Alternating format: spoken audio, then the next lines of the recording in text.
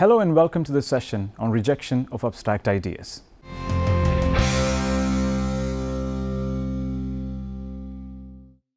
George Berkeley's main philosophical thesis is, on the face of it, quite remarkable. There is no such thing as matter. This seems startling, even bizarre to some. But Berkeley saw his thesis as an inevitable consequence of the philosophical tradition he inherited largely from Descartes and Locke. Berkeley's anti-materialism can be seen as a direct consequence of Locke's position on substance. Substance for Locke was some unseen, unfelt stuff in which the qualities we perceive around us inhere. But we cannot know pure substance directly without the qualities. All we know of a substance are the ideas of qualities. So how, asks Locke, can we have any idea at all of what pure substance is, when we can never even in principle see it, feel it, or otherwise experience it? All we can know directly in our minds are ideas. As Descartes himself pointed out, there is nothing intrinsic about our ideas that tells us they must be caused by the corresponding physical, material objects external to us. An evil demon could be inducing hallucinations in us, and the entire physical world might literally not exist. Pure substance is something we cannot by definition know directly, since it is fundamentally a different sort of thing than an idea. So we can never really know anything about it at all. So why even suggest that it exists? Locke thought that it had to somehow exist, but he was extremely uncomfortable with his position. He recognized that there is a real problem with insisting on an entity that is completely unknowable and indescribable. Yet he insisted that qualities surely could not exist out there in the world all by themselves. They needed something to support them. Otherwise, there could be no structure to things. All there would be is a big soup of qualities. If the world is to be ordered, some qualities need to be grouped together and others left out. An apple somehow has its qualities of redness, roundness, etc. The table it is resting on has its qualities of hardness, flatness, etc. Without this grouping of some qualities together while leaving others out, there can be no order in the world, no things at all, no substances. Yet this grouping seems to require a substratum to support the grouping. Something must be there to have some of the qualities and not the others. The qualities cannot just be grouped together. An idea in the mind of such a collection of ideas of qualities is an abstraction. Such abstract ideas are central to the philosophies of both Descartes and Locke. Berkeley, recognizing Locke's pain in being unable to find a truly consistent conception of substance, decided that he would dispense with it, or at least with the idea of material substance. One might think that the obvious way to go about this would be to reject Locke's assumption that qualities cannot exist on their own. But Berkeley did not question this assumption, and agreeing with Locke on this point, he called into question instead another Lockean Cartesian assumption, the very notion of an abstract idea. According to Berkeley, Descartes and Locke were wrong. There is no such thing as an abstract idea after all. Ideas are passive objects that we observe and perform mental operations on. Such a thing cannot possibly be abstract, but is always a particular. Thus, Berkeley reasoned that the mind has to be fundamentally different than idea, and he split reality into two kinds of things: ideas and spiritual substance, and not material substance. Only spirits can operate and be active. Spirit is process, ideas are objects. Spirits acts on ideas, ideas cannot act. Since pure substance out there in the world cannot be material, since this we can have no idea of, it must be spirit. But it cannot be our spirit, for we do not cause our own ideas. Those of sensation, at least, seem to be thrust upon us. Therefore, our ideas of sensation must be caused by a greater spirit. It is a short step from this to the notion that God is causing all our ideas of sensation, leaving no room for material objects. You see a chair in front of you? God put that idea in your mind directly. It was not a material chair that did so. If your ideas of the chair seem to have structure and order, that is because God is wise and has ordered and structured your ideas in a special way. One of the biggest problems with this whole system, of course, is Berkeley's insistence on spirit as a real substance. Every single argument he musters against matter can be turned back on him and used against spirit. Berkeley is every bit as inconsistent as the materialist he scorns. For he has the idea of substance in his system as spirit rather than matter. He tries to get around this by saying that he can have a notion of spirit even if not a true idea, but this is the same sort of mental gymnastics that Locke tried in order to keep substance around. Berkeley becomes his own worst enemy, exemplifying in his argument for spirit what he rejects in others' arguments for matter. The idea of an abstract idea is actually quite sound. The road to a consistent idealism, if there is one, must lie not in the rejecting of abstract ideas, but in rejecting the assumption that ideas or the qualities that cause them, if they be any different, cannot exist on their own. Indeed, after Berkeley, absolute idealists such as Hegel and Bradley did just this. Against abstraction. In the introduction to the Principles of Human Knowledge, Berkeley laments the doubt and uncertainty found in philosophical discussions, and he attempts to find those principles that drew philosophy away from common sense and intuition. He finds a source of skepticism in the theory of abstract ideas, which he criticizes. Berkeley begins by giving a general overview of the doctrine.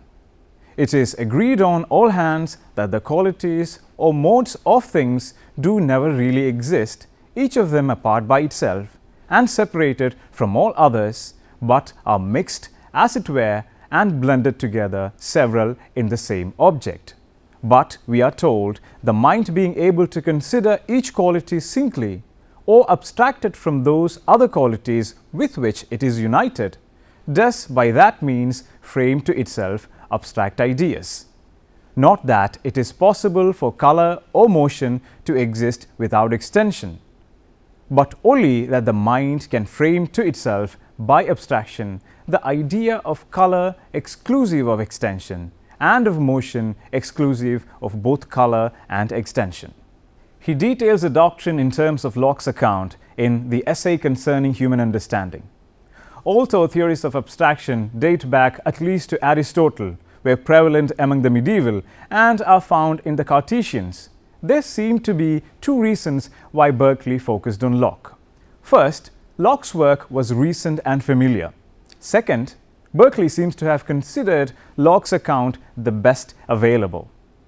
As he wrote in his notebooks, wonderful in Locke that he could advanced in years see at all through a mist had been so long and gathering and was consequently thick. This more to be admired than they did not see farther.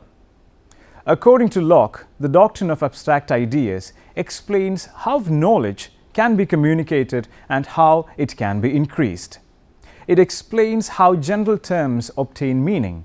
A general term, such as cat, refers to an abstract general idea which contains all and only those properties that one deems common to all cats, or more properly, the ways in which all cats resemble each other. The connection between a general term and an abstract idea is arbitrary and conventional, and the relation between an abstract idea and the individual objects falling under it is a natural relation or resemblance.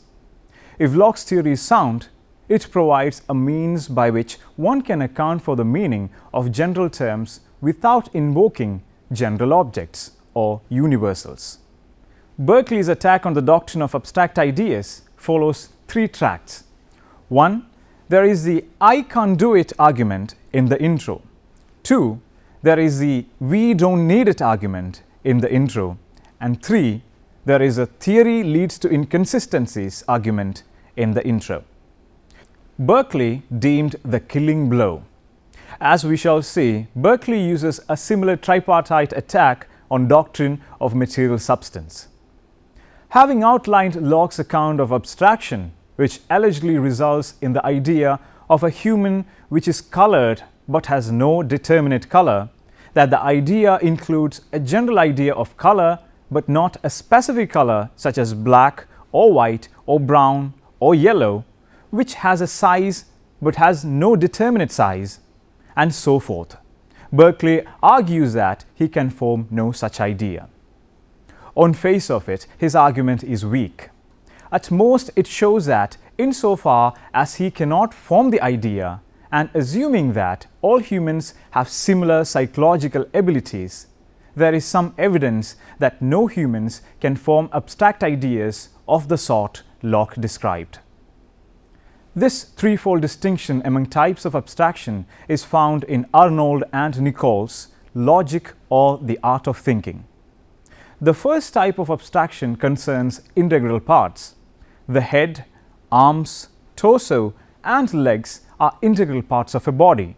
Each can exist in separation from the body of which it is a part. The second kind of abstraction arises when we consider a mode without paying attention to its substance, or two modes which are joined together in the same substance, taking each one separately. The third concerns distinctions of reason. For example, conceiving of a triangle as equilateral without conceiving of it as equiangular. Berkeley grants that he can abstract in the first sense. I can consider the hand, the eye, the nose, each by itself abstracted or separated from the rest of the body. But he denies that he can abstract in the latter two senses. The latter two cases represent impossible states of affairs. Berkeley noted that the abstractionists held that it is impossible for a mode to exist apart from a substance. Many abstractionists also accepted a conceivability criterion of possibility. If one can clearly and distinctly conceive of a state of affairs, then it is possible for that state of affairs to exist as conceived. This principle entails that impossible states of affairs are inconceivable. So, granting it is impossible for a mode to exist apart from a substance, it follows that it is impossible to conceive of a mode apart from a substance, that the second form of abstraction is impossible. And if the second falls, the third falls as well, since the third requires that alternative descriptions of an object pick out no differences in reality. So, a traditional theory of modes and substances, the conceivability criterion of possibility, and abstraction are an inconsistent triad. The inconsistency can be resolved by dropping the doctrine of abstract ideas. One of the marks of the modern period is an adherence to the principle of parsimony. The principle holds that the theoretically simpler of two explanations is more probably true. In the 17th and 18th centuries, this was sometimes expressed as God does nothing in vain. So, if it is possible to construct a theory of meaning that does not introduce abstract ideas as a distinct kind of idea, that theory would be simpler and deemed more probably true. This is a strategy Berkeley adopts in Introduction. In Introduction, Berkeley turns to Locke's abstract general idea of a triangle, an idea which must be neither oblique nor rectangle, neither equilateral, but all and none of these at once. In effect, it is something imperfect that cannot exist, an idea wherein some parts of several different and inconsistent ideas are put together. Upon quoting the passage, Berkeley merely asks his reader whether he or she can form the idea, but his point seems to be much stronger. The described idea is inconsistent and therefore represents an impossible state of affairs, and it is therefore inconceivable since whatever is impossible is inconceivable. This is explicit in a parallel passage in the new theory of vision. If abstract ideas are not needed for communication, Berkeley takes the fact that infants and poorly educated people communicate while the formation of abstract ideas is said to be difficult as a basis of doubting the difficulty thesis. He is able to give short shrift to the contention that abstract ideas are necessary for knowledge. The abstractionists maintain that abstract ideas are needed for geometrical proofs. Berkeley argues that only properties concerning, for example, a triangle as such are germane to a geometric proof. So even if one's idea of a triangle is wholly determinate, none of the differentiating properties prevent one from constructing a proof, since a proof is not concerned solely with the idea with which one begins. He maintains that it is consistent with this theory of meaning to selectively attend to a single aspect of a complex determinate idea. Berkeley concludes his discussion of abstraction by noting that not all general words are used to denote objects or kinds of objects. His discussion of the non-denotative uses of language is often taken to anticipate Ludwig Wittgenstein's interest in meaning as use. Abstract ideas reconsidered. Berkeley has divided the world into two spheres in tradition of Descartes. Like Descartes, he maintains spirit, but going against Descartes, he has replaced matter or extension with ideas alone. To be as consistent as he would like to be as a pure idealist, he really needs to get rid of spirit as well, so that only ideas exist, or perhaps qualities. Also, in this extreme brand of idealism, the distinction usually just gets erased. There would be nothing existent that he could not, in principle, have an idea of. Indeed, this is a step the absolute idealists such as Hegel, Schelling, and Bradley would later take. In fact, this view predates even Descartes. It is a view held by Parmenides of Elea, who got metaphysics started 2,500 years ago. But Berkeley does not take such a step, and the whole reason is that he believes it impossible for an idea to act. If an idea could act, then it could be the thing that unites various ideas of particular dogs. That is, it would be an abstract idea. Berkeley's position against action as idea then leads directly to his position against abstract ideas. Such an abstract idea would have to include process or action as an integral part of what it is, and Berkeley thinks ideas can only be passive. So, is Berkeley actually right that ideas cannot act and therefore cannot be abstract?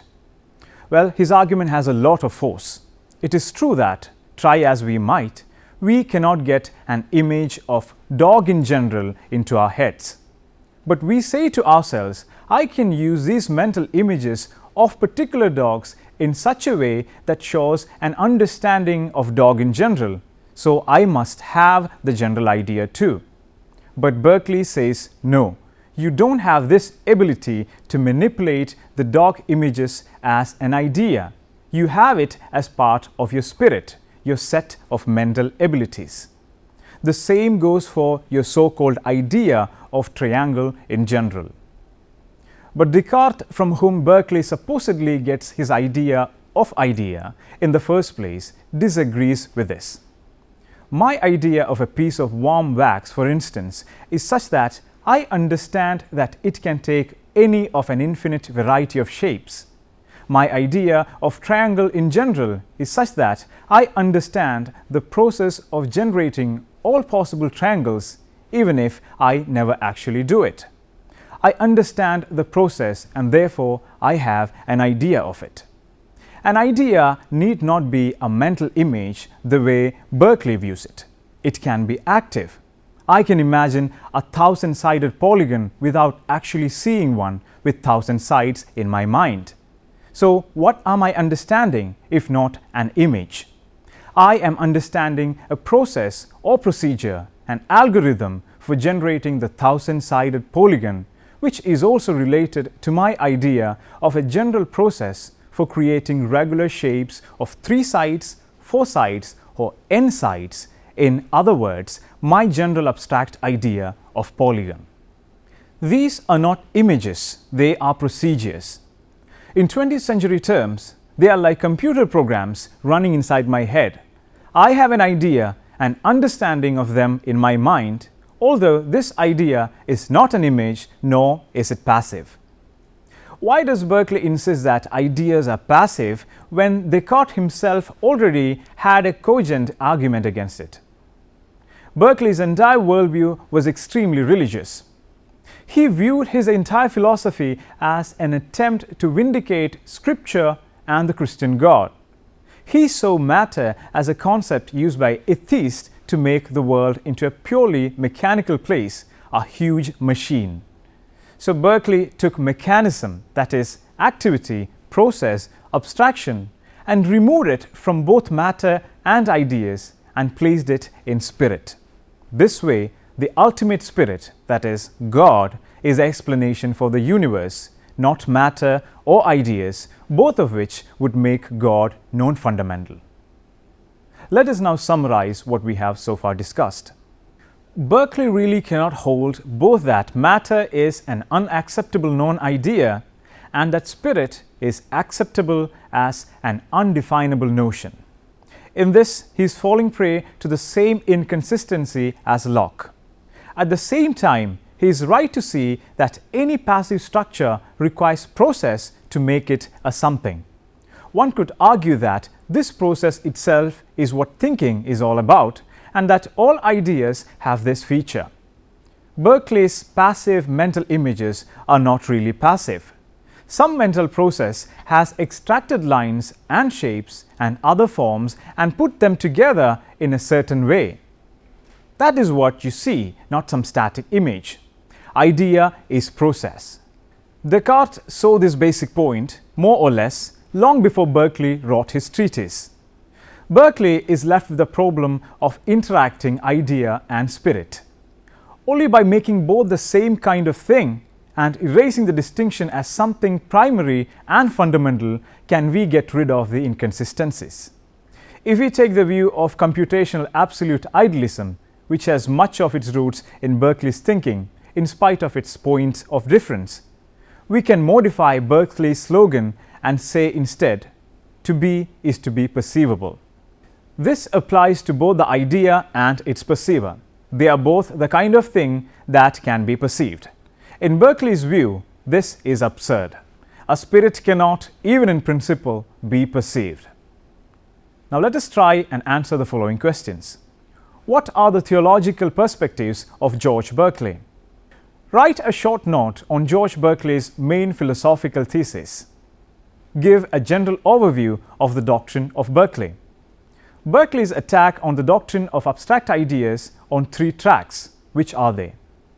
Berkeley has divided the world into 2 spheres. Which are they? What do you mean by subjective idealism? What are the important works of George Berkeley? Hope that you go through the reference books for further study. Berkeley's Revolution in Vision by Atherton and Margaret, published by the Cornell University Press, 1990. Berkeley An Introduction by J. Dancy, published by Blackwell, 1987. George Berkeley, Idealism and the Man by D. Berman, published by Clarendon Press, 1994. Berkeley's Ontology by R. G. Muehlman, published by Hackett, 1992. Berkeley's Thought by G. S. Pappas, published by Cornell University Press, 2000. George Berkeley, The Arguments of the Philosophers by Pitcher, published by Routledge and Kegan Paul, 1977. Berkeley's World, An Examination of the 3 Dialogues by T. Stoneham, published by the Oxford University Press, 2002. Berkeley, The Philosophy of Immaterialism by I. C. Tipton, published by Mithuen, 1974. Thank you for watching this program. We can meet again with another topic. Have a nice day.